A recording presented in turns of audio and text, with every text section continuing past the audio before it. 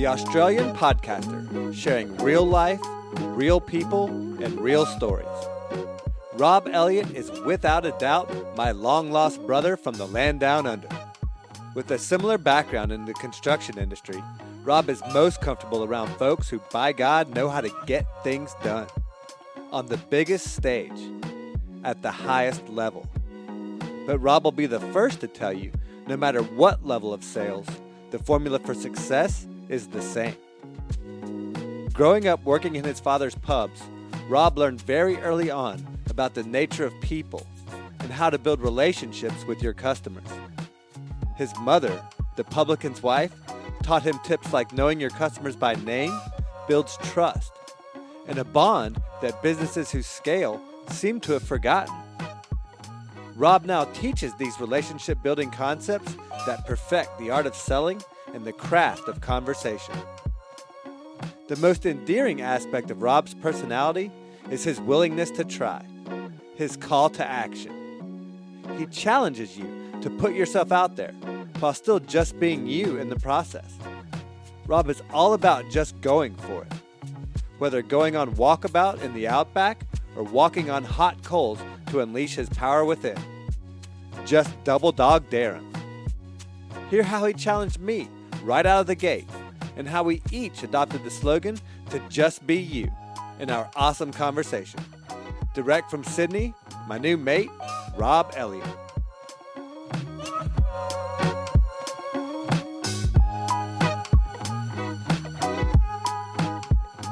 This is the Extraordinary Podcast, and my guest today is Rob Elliott. G'day from Australia. How are you, mate? How's it going?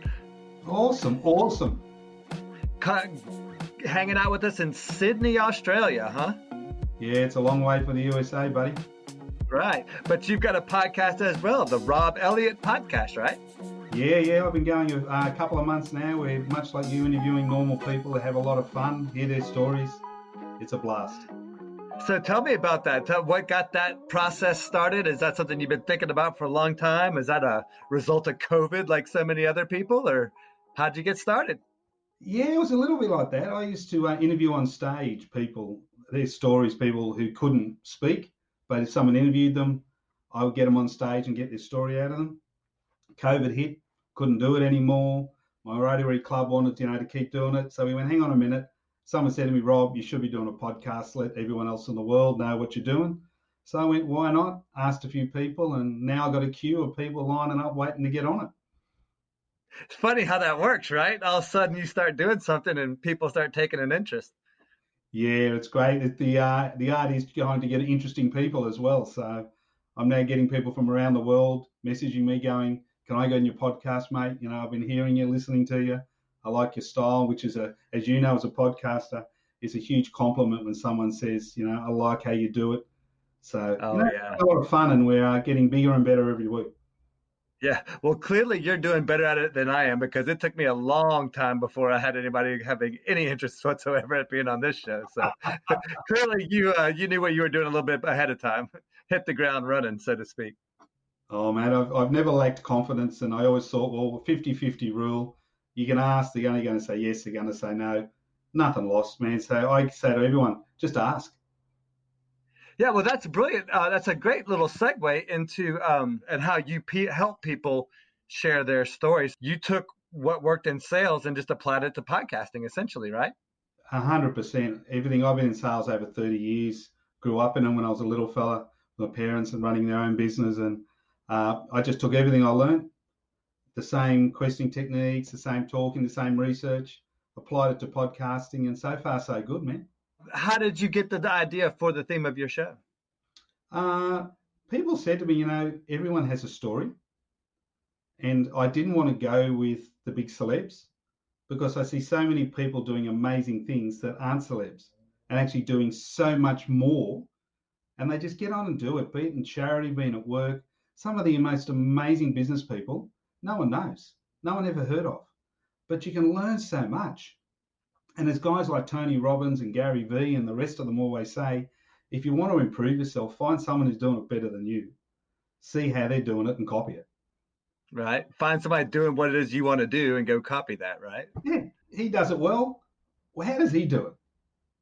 And off you go. That sounds awfully, awfully familiar, I have to say. It sounds like the Australian version of this. Clearly, we're on the same path, it seems. Well, and it's so interesting how COVID has created so many opportunities, and people like you who are prepared and good at what they do find these opportunities to pivot, these opportunities to come up with a new plan and a new solution to, address the needs that people have. Mate, it's so true. We can't and we'll never go back to how it was, but we're always going to do is going to move forward to change. You either pivot and adapt or it's fatal. Your business dies, you lose your job, or, it's just not going to happen. So you just got to sit there and embrace it. No one knows how everyone's going to come out of this.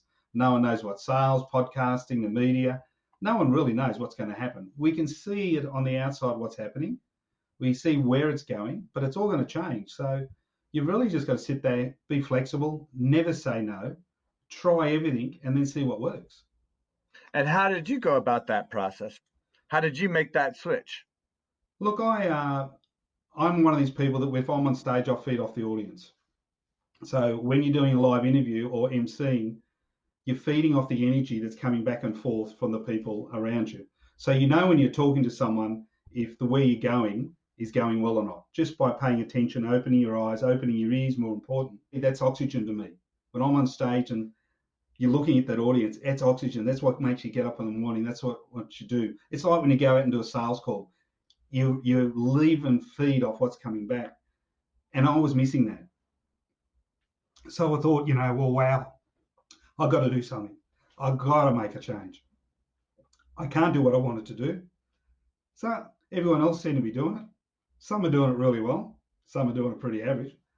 But when I saw some of the biggest names in the world that are out there in front of 5, 10, 15,000 people going on a podcast on Zoom, on Squadcast or whatever, I thought, well, man, if they can do it, I can do it. It's not that expensive. Just do a bit of research. It's all out there on YouTube. It's out there. You can actually find everything you need. And I can see, they can't see, but I can see you nodding your head. That's so true, man. Just got to get off your butt, as we would say in Australia. Make the time, draw the line in the sand and do it. And that's all I did. And I asked heaps of people. Got feedback. And I just went and thought, stuff this. I'm going to do it. I'm going to take a swing. And I have been enjoying the ride ever since. I love it. It resonates with me so much because it's my story.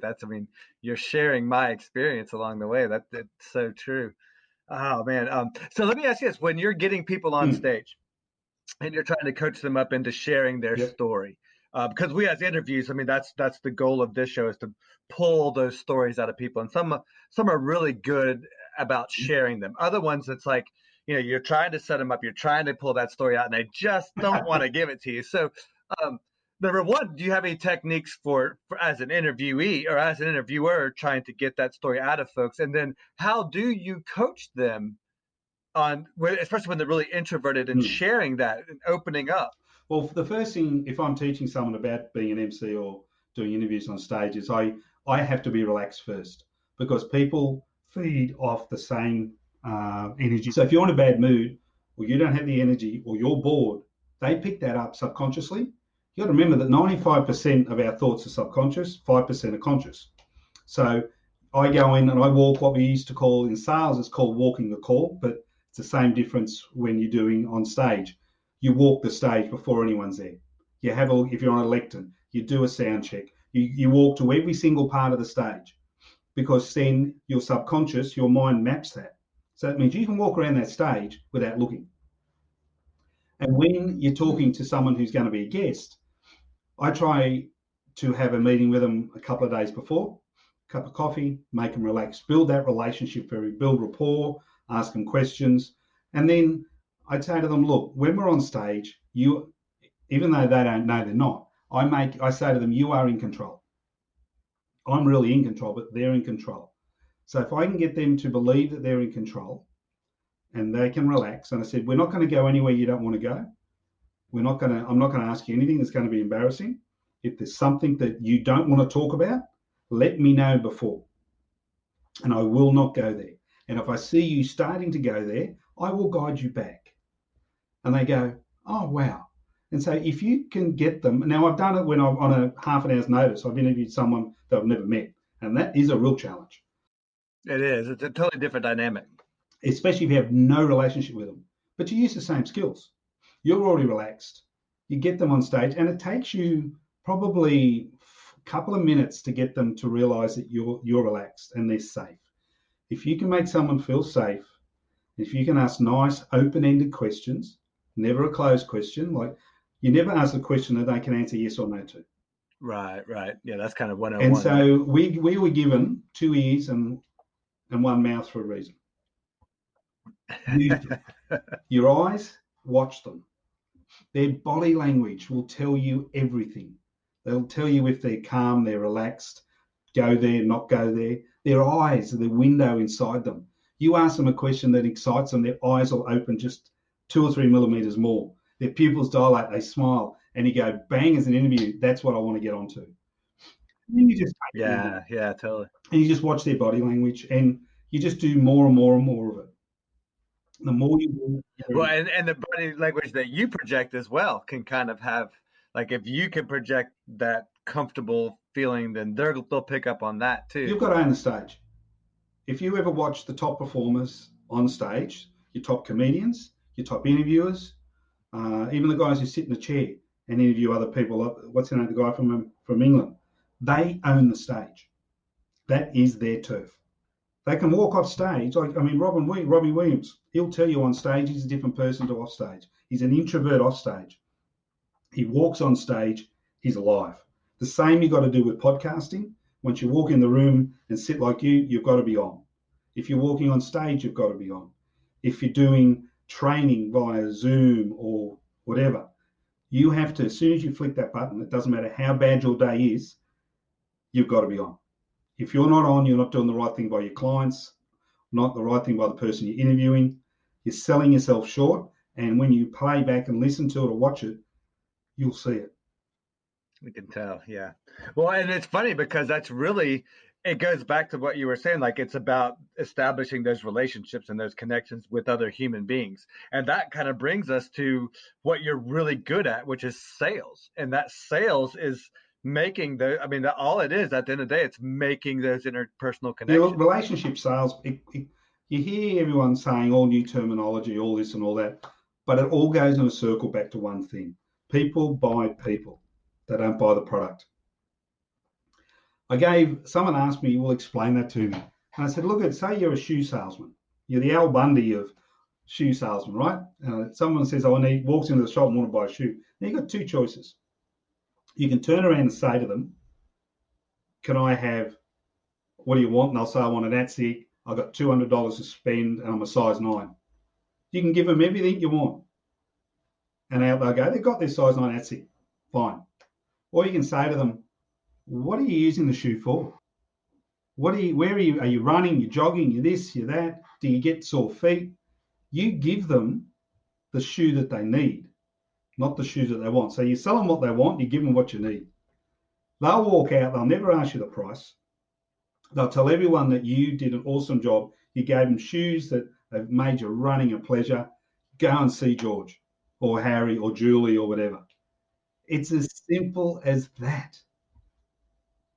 I like to package that as just over delivered. Give them a little something extra at the end of the sale that they're not expecting. And in that case, what it is you're giving them that little bit of satisfaction. Like you said, if they had got the right shoe that they came in there for, that they asked for, they walked out, they would have been fine. But you gave them something extra. You fulfilled a need that they didn't even necessarily know that they had. And that little piece extra, that's what pushes them to share the experience. That's what pushes them to come back and become that lifelong customer. Mate, it can be as simple as I asked a person a question one day when I was doing sales training. When you go shopping, if I gave you the choice of shopping all day with a stranger or shopping with a friend, who would you do it with? Oh, a friend. So why can't you, as the salesperson, doesn't matter if you're in a shop, if you're on the road, if you're on the phone, if you can get them to be your friend in that minute or 10 minutes they're with you, they'll spend more, they'll be happier, they'll get better value, and they'll walk away and you'll get more sales.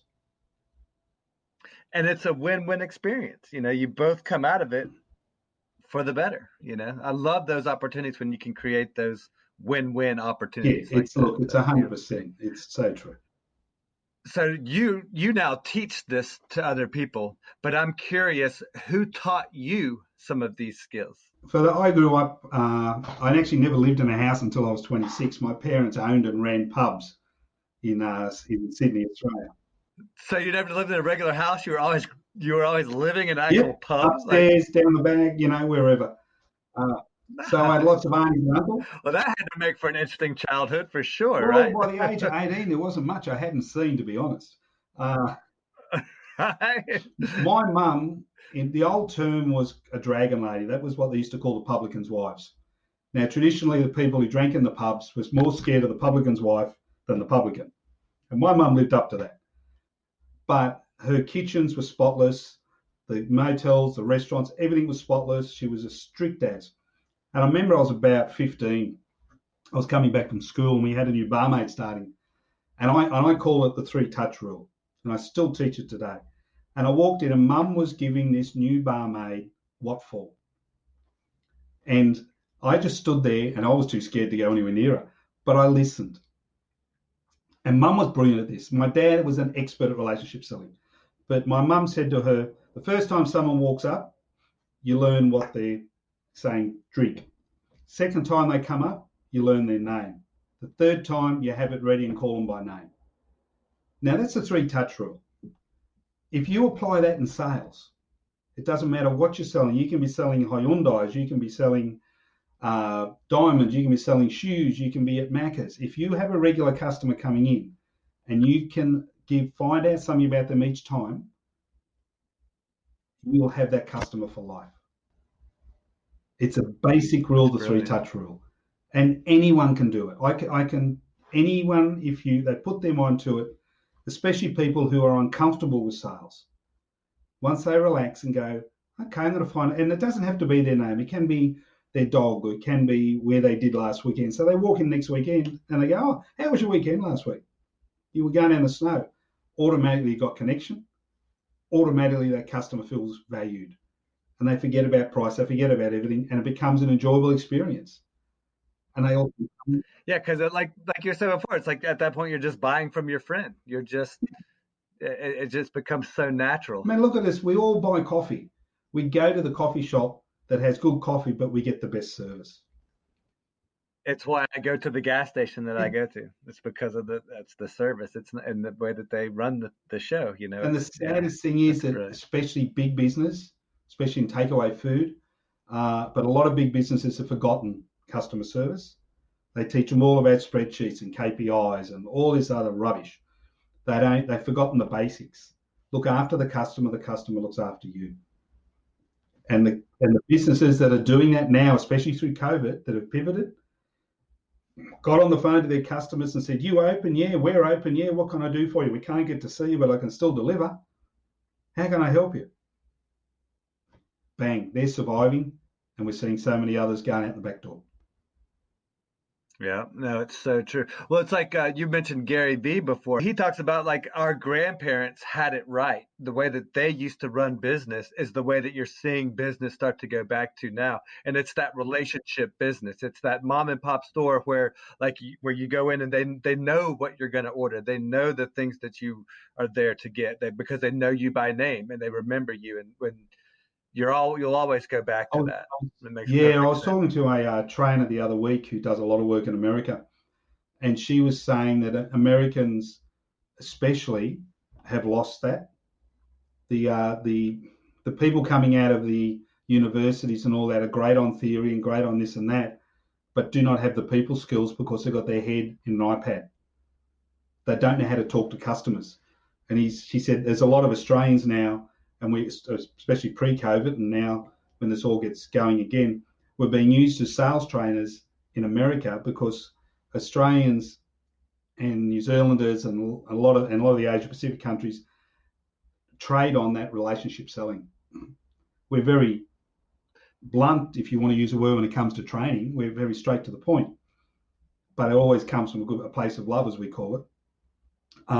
But American companies are now trying to re-engage because they see the value. As you said, they've seen, hang on a minute, there's more to life than just a web page and an Instagram account.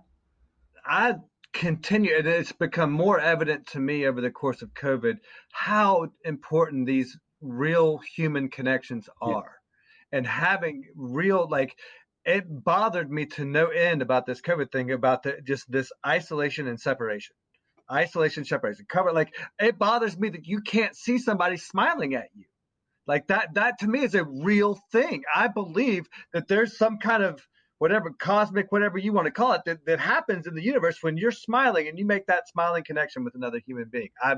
I just believe that. And yeah, to your point about, I was going to ask why you thought that was, but I think it's pretty obvious. It's because everybody's buried into their phones. It's because they're buried into a fake social network that doesn't really exist in real life, that's not real and tangible and in your face. I was we got a place in Australia that's like those massive hardware stores, those big block things, like and Home Depot is what we got here. And I was buying stuff yesterday. I spent about $200.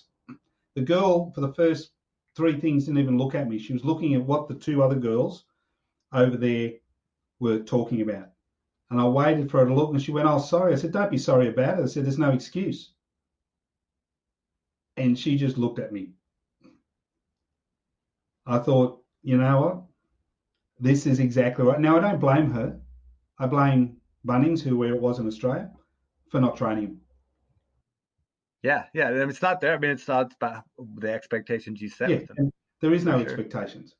They just want them churning. No, not at all. They've forgotten that, customers spending quite a bit of money. It takes 10 seconds to say, "Hi, how are you?" and talk. Well, and what makes it so bad for me, or what you see in the States now, is you see it going to a completely automated format where there's just nobody there. It's just a blank register. You have to go. Not only do you not have somebody to make eye contact with, you got to do the work yourself. You got to ring it up yourself. You got to bag it yourself. You got to do all of that. They've eliminated that social interaction completely. And again, COVID has certainly exacerbated that as well. So going back to your childhood, I want to give me a story or a childhood experience growing up with living in a pub. I'm sure you've got to have some good stories about an experience like that. Anything that made a lasting impression on you? I mean, clearly turning 21 now became no big deal, or 18 or however old you have to be to drink there was no big deal at all, obviously. But any memorable experiences you'd be willing to share? Oh, man. One of the pubs we had, do you remember the story? Do you remember the show called Cheers? Oh, yeah. I love that show. Just before my mum passed, we owned a pub in inner city Sydney that was like Cheers. Nice. Everyone sat in the same spot. Everyone knew everybody. And a couple of things happened there. I mean, you didn't move the table. It was hilarious. But the nicest group of people. I could shut the bar at night, leave the till, go down and do the cellar, and come back with the regulars still at the front and not have to worry.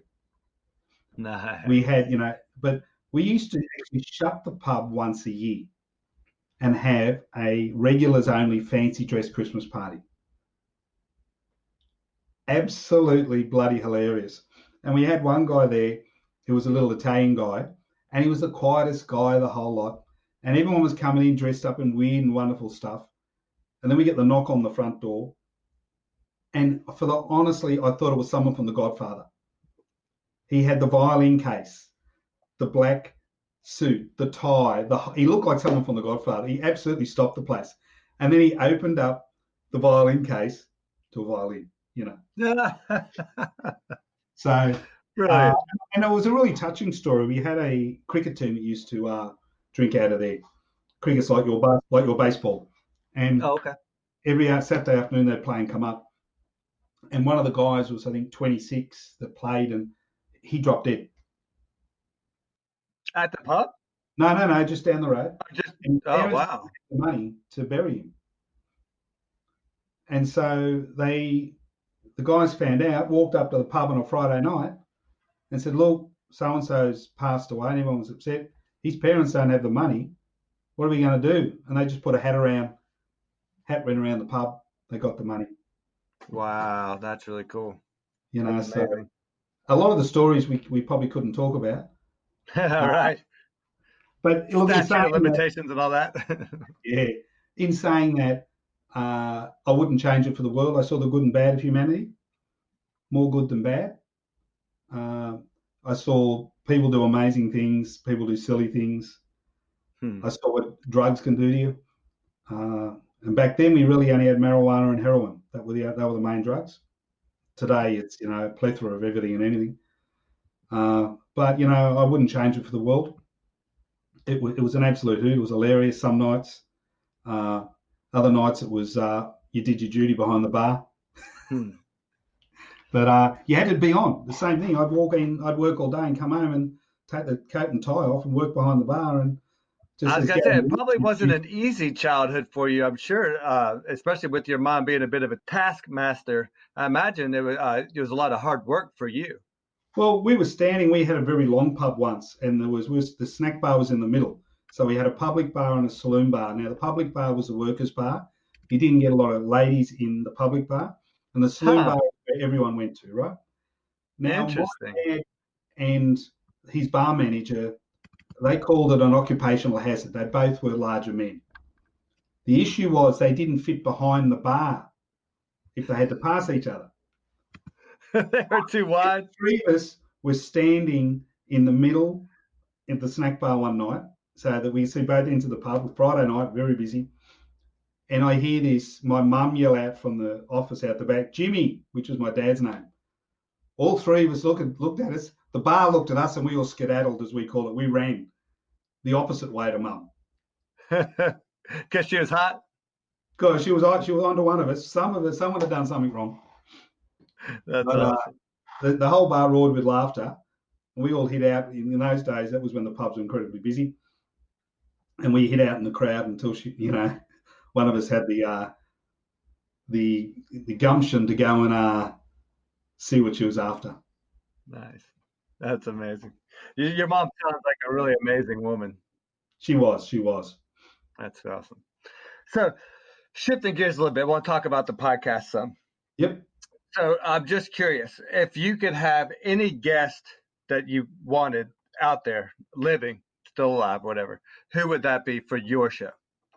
For my show? Oh, that is a good one. If I really, really had to think about it, I'd probably go for one of them would be Ryan Sirhan from New York, from $1 Million Listing. Okay. He's one of the top New York brokers who started in New York with nothing.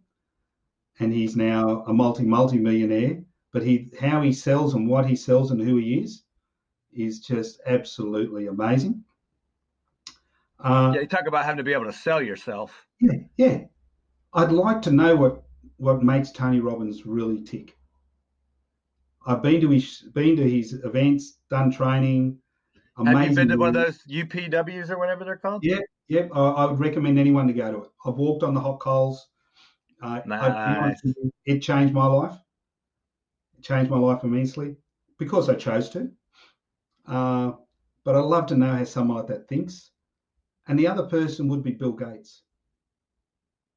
That's good. That's it. Again, man, we think alike because Tony Robbins, again, like I would love to spend 10 minutes in his brain, and just understanding how he thinks, because he has such an analytical way of addressing psychological issues, like the stuff he used, like when he first started, I don't know how much you know about his early days, but like he started off on like Canadian radio where there was just this kid that would go out on the radio and deal with problems that people would call in. There was like another psychologist or licensed person up there trying to deal with their issues. And here was this kid and he would just fix their problems. He would just give them solutions that, I don't know, it's just, he has this ability to read people that's just fascinating to me.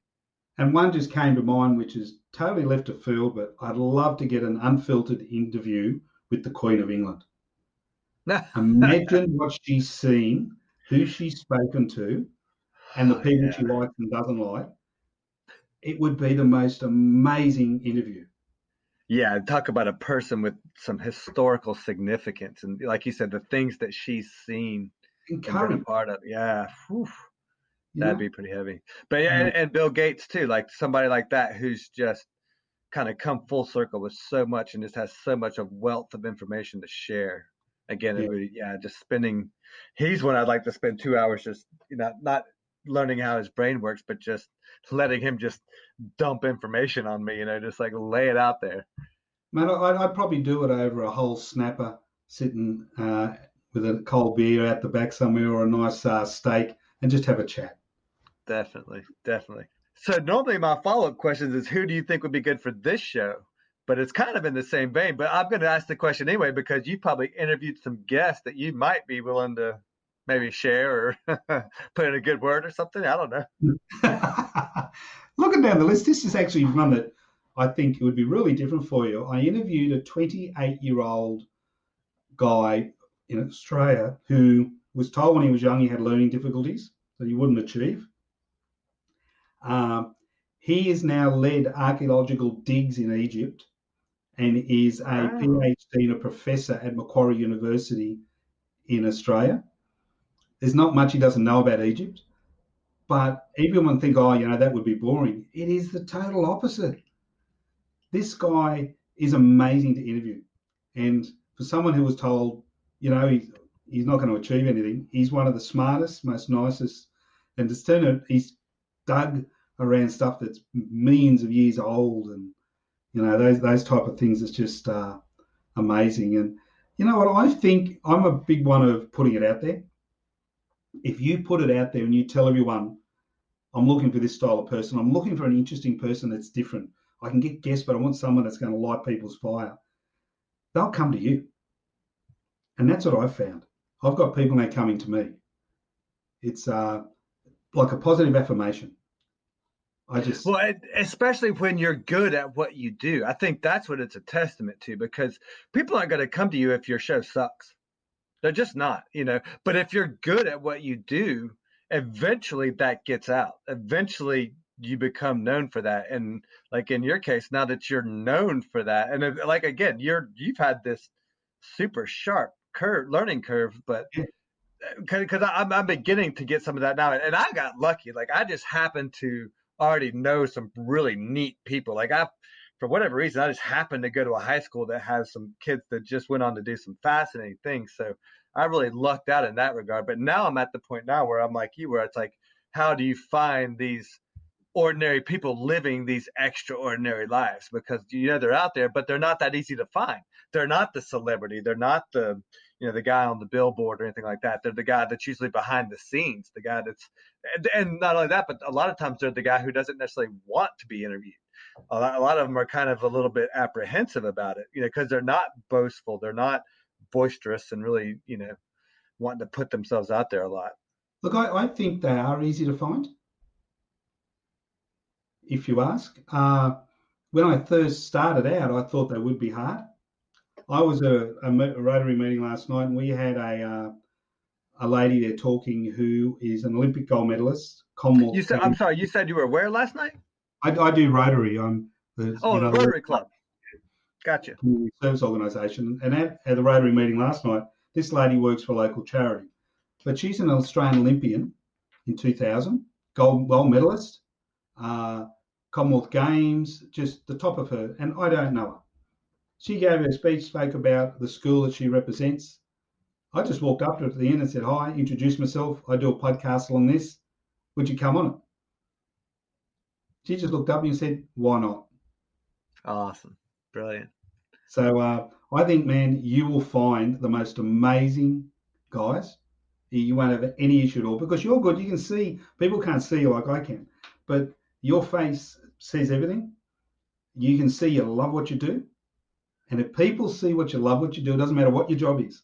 If you love what you do it well, because your pride makes sure you do it well. I'm a big believer in that, for sure. Well, thank you for the compliment. I appreciate that. So I'm curious. So how have you found a lot of your guests? Have there been any like particular resources that you've gone to? Particularly when you first started out, before people kind of knew who you were, what you were doing? You would laugh. My wife is my producer. Nice. That's not funny. Sounds about right. You need someone to bounce off. You need someone to say, that's not going to be a good fit for your show, or no, you need to do that. If you don't have someone to bounce off, it's not going to work. It's the same in business. Business is you never ever achieve anything by yourself. And so we'll sit over dinner table, and we'll bounce potential people we know or Nice. people we want. And then we say, okay, we want this person. Who do we know that may know them? You work down the tree. So it's no different in saying, in sales, I want to get into that business. Well, who do you know that may know someone in that business? I do the same with podcasting. And my wife, she's got a very, very good sense when it comes to who's a good guest and who isn't. And she'll go, that won't fit your image, Rob. You need to ask this person. You need to ask that. That's actually going to be. And I mean, that's why it's been fantastic having someone there that's going to be 100% honest with you. And everyone in life needs someone there. And it can be a mate. It can be a girlfriend. It can be anybody. It can be your children. Your children are brilliant that way. They are. Oh, yeah, they'll tell you how it is for real too. They will. Your children do not hold back. Sometimes to a fault. Poor old dad over here is chopped liver sometimes. I've approached people on Facebook. I don't always get a yes. Yeah, sure. Well, yeah, and that's what's so cool about it. Is you just put it out there, and what's they going to say? No, or no response at all. You know, I mean, no harm, no foul. A friend of mine learned at a very young age never to dare me, because if you dare me, it means I'll do it. So if she said, "Oh," it wouldn't matter what it was, I'd walk over and talk to a total stranger and say, "See that girl over there? Yeah, she thinks you're really good looking," and then walk back. And then she'd look at me and say, "You didn't?" I go, "Yeah, I did." But you've got to back yourself. You just got to do it. You've got to be you. You've got to be true to yourself. Don't try and be someone you're not. If you are coming from a genuine place and you are honest and truthful, if they say no, it's their loss, not yours. It means right. I heard people say no to me and now want to come on it. And mysteriously, really? I'm full. I don't want them now, because so you've just got to be true to yourself. I made that mistake as a young fella in sales, in life, in dating. I just didn't ask. Are you familiar with Jim Rohn? Yes. I was gonna say, dude, you're right in his wheelhouse, man. You remind me a lot of him. I love that guy. He was Tony Robbins' mentor, really, and I think he was probably smarter than Tony Robbins is, and I eat his stuff up. Oh yeah. Look, his is a whole package: good marketing, good everything with Tony. And yeah, there's golfers out there that never make the PGA, but are better golfers than the guys that do. Sliding door moment. Something happens at the right time, at the right place, and they get that opportunity and run. I mean, a lot of us have taken time when the opportunity's there and we've balked. Guess what? Door closes. Well, and I'll tell you the other thing I noticed as well. I never try to push an interview, because what I have found is the ones that are resistant or it just hasn't worked out for whatever reason, either the timing was not right or they just weren't a good fit. Like they weren't gonna be a good interview at the end of the day. They weren't gonna, like your wife was saying, be a good match for the content I'm trying to put out there. So if it doesn't work out with them, I always kind of look at that as like, okay, well, that was kind of like my blessing, saying, okay, this isn't the right guy, or this isn't the right woman that you're looking for, or it's not the right time in their life for this, or whatever. It's okay. If it's not happening, then there's a reason why, and go with that. Trust that's supposed to be the case. Yeah, a good mate of mine by the name of Rob Dory, he's up on the Gold Coast in Queensland. He's an auctioneer in real estate. And so he's an Australian auctioneer. Now that's a cool guy. I want to get on the podcast. That would be awesome. Do it. I'll send you his details. That would be great. He's on radio too, so he's got a really good voice. Now, he told me about, he does a podcast about investing and buying real estate in Queensland, Australia. And he told me he snavelled what he thought was his best podcast, an interview with a high profile person in the industry. He did it and he canned it. Straight up. He said, as you just said, it was probably pushed. He was in the other guy was in not the best mood, or who knows what was wrong with him. And it didn't fit his image. And he said, I can put it on and I can get 1 million hits with this guy. He was a big name.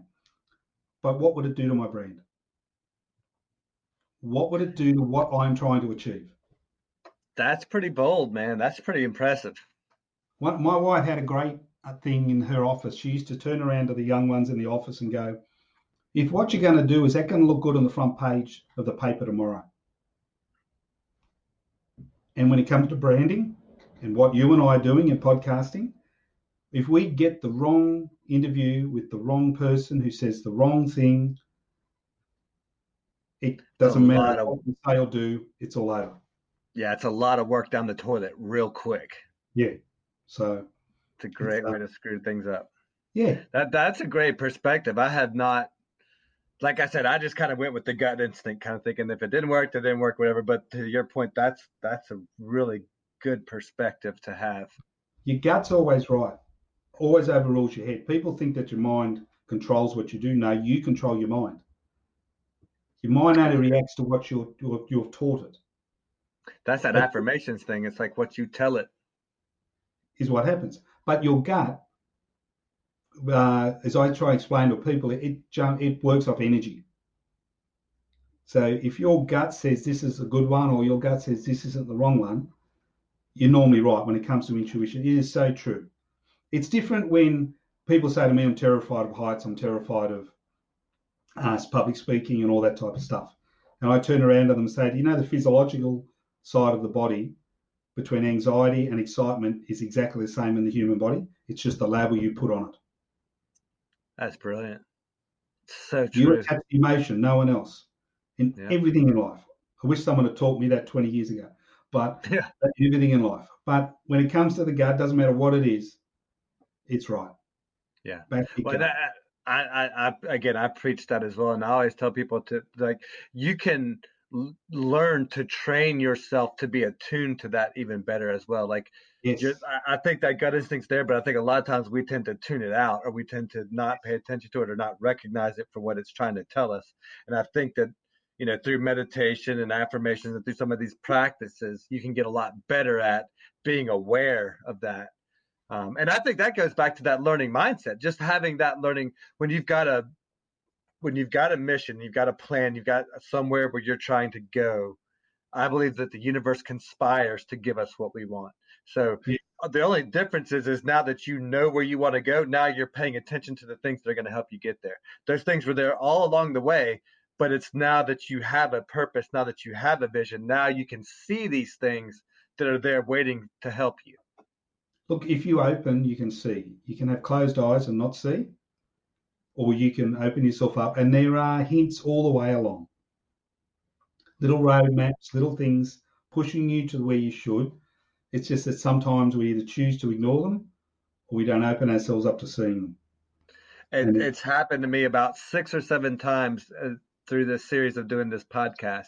And I'll tell you one experience that was really fascinating. I was trying to get this podcast launched before I knew anything about RSS feeds and Libsyn and Buzzsprout. Buzzsprout, I don't even think it even existed at the time when I was trying to do this. And I'm sitting at the library, and I'm sitting here trying to figure, and I'm writing because there was a good internet connection. I could do some work on the computer, and I'm trying to figure out how I'm going to get this podcast off the ground. I'd already recorded 2 episodes, had them edited, but I didn't know how to launch this thing. And I'm sitting there with my computer, and I look across the way, and I see a book. And it's the story of Airbnb. I don't know if you're familiar. Air, bed, and breakfast. It's a concept. I don't know if they even have it in Australia, but it's a fascinating company that actually kind of like really good entrepreneurial background. Guys I'd love to have on the show. So I was like, well, let me check this book out. I'm just going to check. And it was what made it really weird was it was in the large print section of the library where I happened to be sitting, but it wasn't a large print book. It was just a regular book, and it just happened to be sitting in this spot out of place.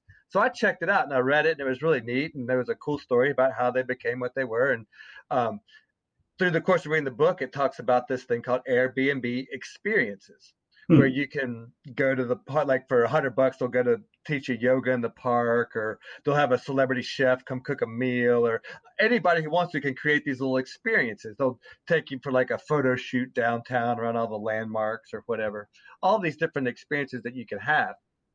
So I'm like, well, that's kind of cool. I had never been on the Airbnb website a day of my life, but I'm like, well, let me check out some of these experiences, just see what it's all about. So I pull up the website and I start looking around. And sure enough, as I start looking through, there's a post for create, edit, and publish your podcast in 1 hour, $100.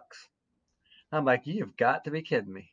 So I'm like, well, let me just stick this out. And I go and put in my little things and I sign up. And sure enough, it's this lady that has a podcast called Motherhood Unstressed, and she's just decided that she's going to try to help other people launch a podcast. She had never put anything up on Airbnb before. She had never taught anybody how to do another podcast before, and just kind of had this whim of, I'm going to try to help somebody launch a podcast. Had put it up that day. I saw it the same day. She tried to cancel because she wasn't expecting anybody to do it, and I took her up on it. So she canceled the first time, and we rescheduled. And ultimately, we got together. We met at a cafe.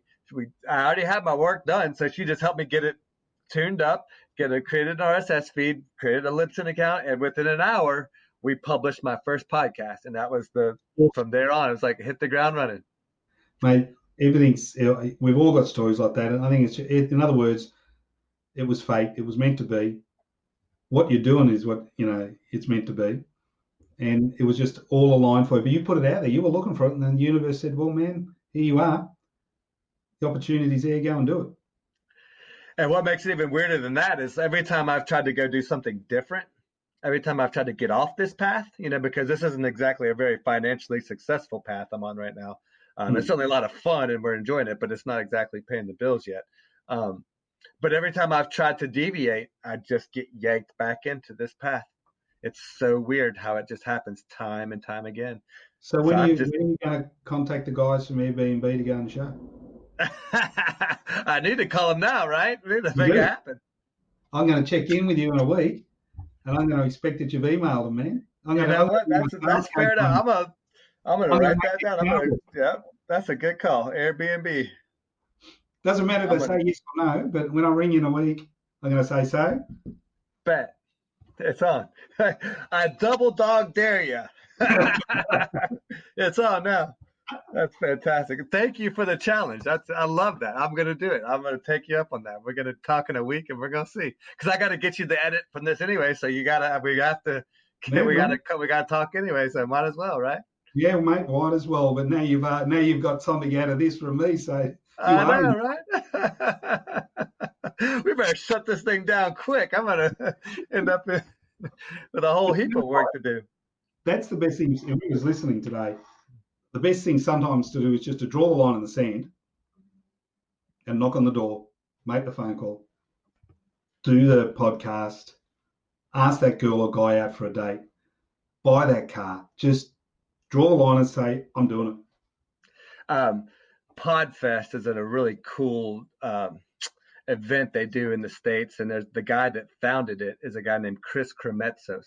And he wrote a book, and it was called Start Ugly. And he gave everybody at Podfest a copy of that book. And it's to a T describing exactly what you're talking about. Just draw a line in the sand, put yourself out there. You're going to suck at first. You're going to get some rejections. It's going to happen. It's okay. But just get out there and do it, man. Just start ugly. It's the same as procrastination. People who say they procrastinate, that's a load of bull. Because all procrastination is choosing not to make a decision. So you are making a decision. So someone is procrastinating, you say, just make a decision. Doesn't matter how small. Make one. And then they make two, and then they make three, and all of a sudden... It's those little tiny baby steps. Little tiny baby steps. Yeah, I love just it. Like you and I are doing with this, and in 5 years' time when we're the world's biggest podcasters... When we're running this show.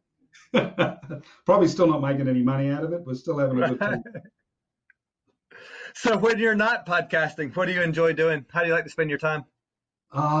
In Australia, we're blessed with beautiful beaches and beautiful food and wine. So my wife and I try and spend as much time traveling around our beautiful country.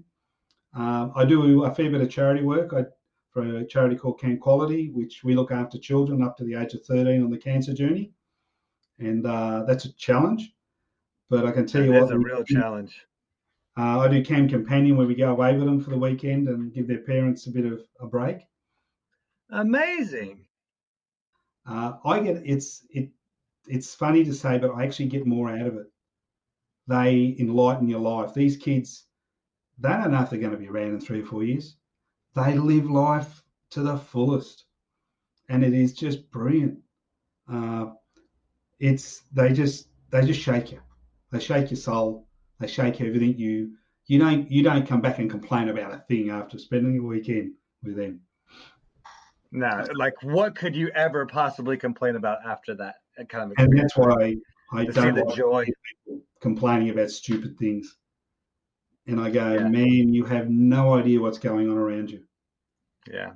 Well, it's funny. You talk about how rewarding it is for you, or like what you get out of it. And I do the same. I don't do it. I'm not exactly involved with the charity around cancer, but I do try to serve. And there's one organization where we try to serve with the homeless. And yep.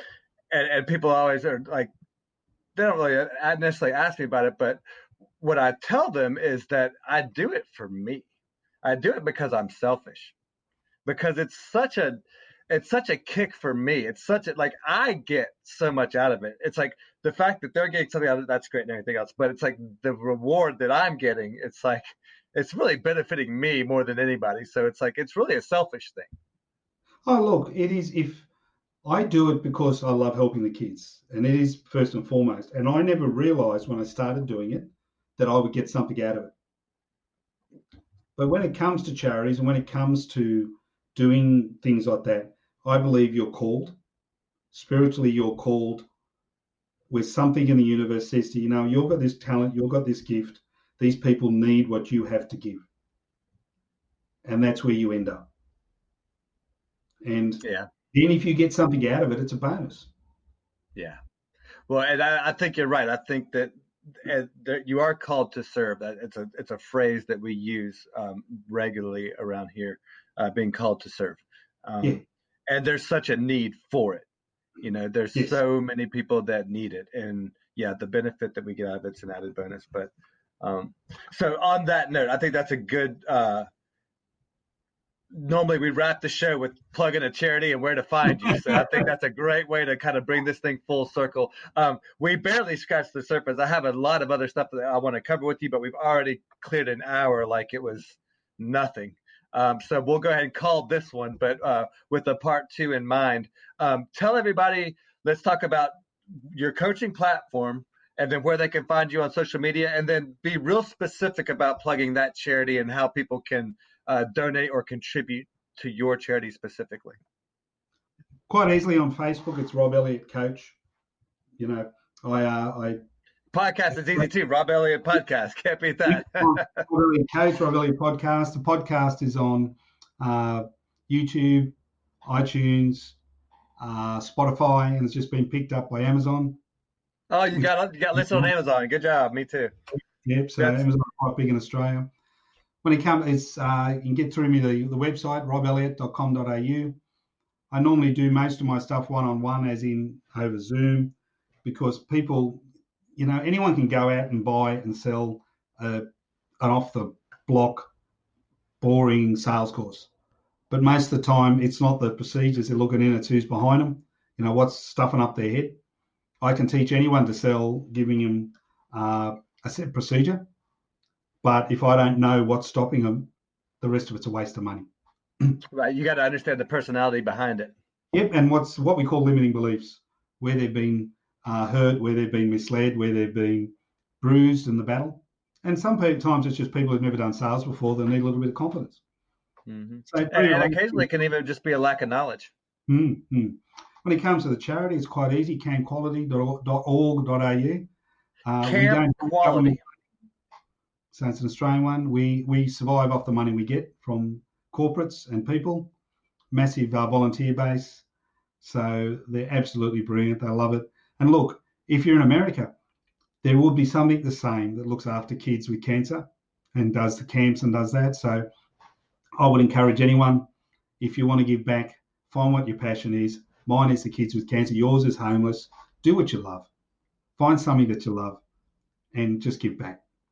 Yeah, and if you are looking for someone who or a organization that does exactly that sort of thing in the States, in Georgia specifically, Camp Twin Lakes Yes. is an organization that does exactly that here locally. So if you don't want to send your money overseas, you can send it there. But we will have links to both Rob's coaching platform and the charity in the show notes. So if you do feel inspired, any donations there would be greatly appreciated. For sure. No problem at all, mate. I much appreciate the plugs for those like charities and yours, the one you look after. Don't forget that one with the homeless. It's just as Oh, well, important.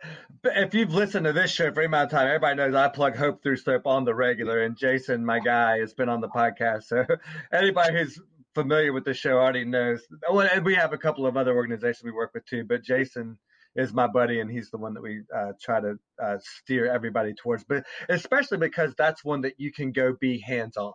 I Yes. think there's a big difference between just cutting a check because you can write off on your taxes versus rolling up your sleeves and getting in there. And I really think that the action speaks a lot more. I mean, the money is needed so badly, but the actions, that's what changes your soul. I believe Mate, it makes us an well, impact. it's worth more to the charities than money. Yeah. You know. Okay, so 2 last questions as we wrap it up, and these are one's going to be real easy that you're probably going to know right out of the bat, and the other one's going to make you think for a little bit. So I'll let you answer the easy one first, and then, but the last one that's hard, it's a fun one. So I thought you were going to tell me about these, and you didn't. So I have no idea what that's like. yeah, you're completely unprepared for these, and I always give credit where credit is due. I stole these questions from Tim Ferriss. He's a brilliant interviewer and somebody I strive to be like. You got his books over there, probably. 3 books, yep. Yeah, Tribe of Mentors, Tools for Titans, and 4-Hour Workweek. I'm guessing. Yep. They're on my shelf as well. All right, so these questions may not be a very big surprise there because you're very well read up. So, if you had a billboard for all the world to see, what would you put on that billboard? And then, lastly, what is your favorite item under $100 that you could not live without that you use on a regular, everyday basis? The billboard's easy. Yeah, that's the easy one. Just be you. That's it. No one needs to train you. It's just be you. And the one item under $100 that you could not live without that you use on a regular, everyday basis. Cheaper the better. Cheaper the better. But as long as it's under $100, it's all game. As long as it's under $100 that I use every day. Now that's a good one. You're going to laugh at this one. It is what we call a waiter's friend, which is what you use to uncork a bottle of wine or open a top off the bottle of beer. A corkscrew with the little pop top thing. Yeah. Mine's most of the time I got that, or we use it to open a cold beer here in Australia. So that's my favourite thing, and it's used every other day. Well, as a kid who grew up in a pub, I think that's about the best answer you probably could have given us. So that's perfect. That's I've excellent. been using the same one for 25 years. Oh, nice.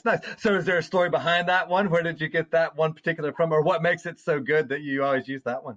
It's one of the souvenirs from the last pub we had. My mum passed away when we were in our last pub. So I got a few souvenirs from that, and this is the one that I used to use behind the bar.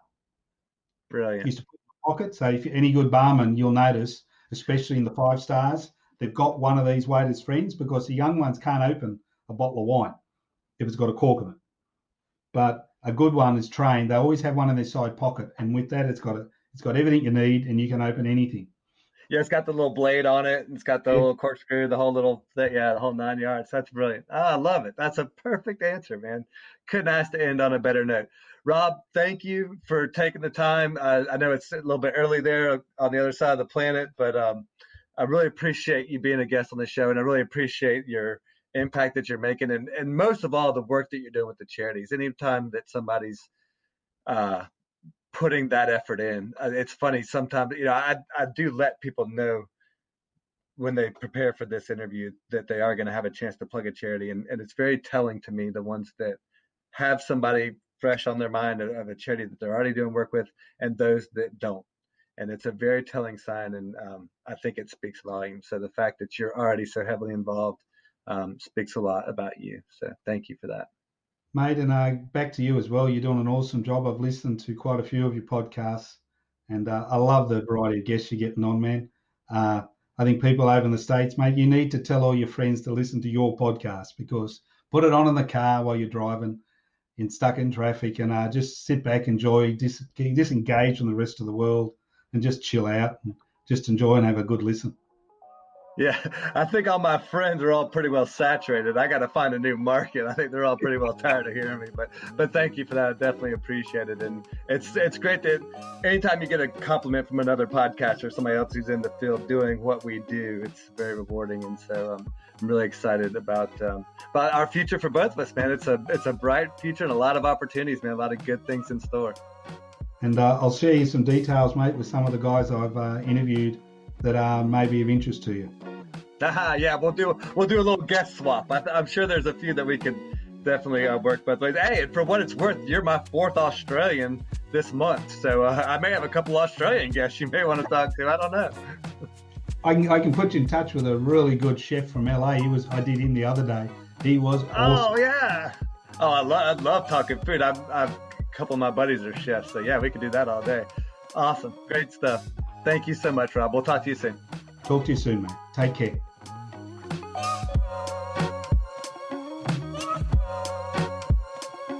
So you're still here. Wow. Thanks for sticking around. So, what'd you think? What did I miss? What would you like to know more about? Who would you like to hear on the show? If you stuck around this long, maybe you won't mind giving me some feedback. And don't forget to check out the website, extraordinarypodcast.net, for all the latest episodes.